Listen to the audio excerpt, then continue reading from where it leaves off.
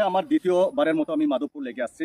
যে এই মাধবপুর লেক আমি কেন সৌন্দর্য, প্রাকৃতিক সৌন্দর্য কথা বলি, কারণ এখানে দেখেন যে চারিদিকে চা বাগান আছে, একটা প্রাকৃতিক সৌন্দর্য।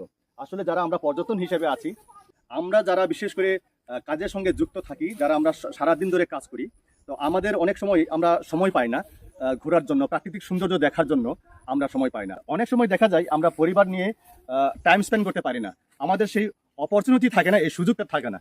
তো যদি কারোর এরকম সুযোগ থাকে বা অপরচুনিটি থাকে, তাহলে আমরা বিশেষ করে পরিবারকে নিয়ে এই সমস্ত প্রাকৃতিক জায়গা এবং প্রাকৃতিক সৌন্দর্যের মধ্যে আমাদের পরিবারকে নিয়ে টাইম আমরা স্পেন্ড করতে পারি।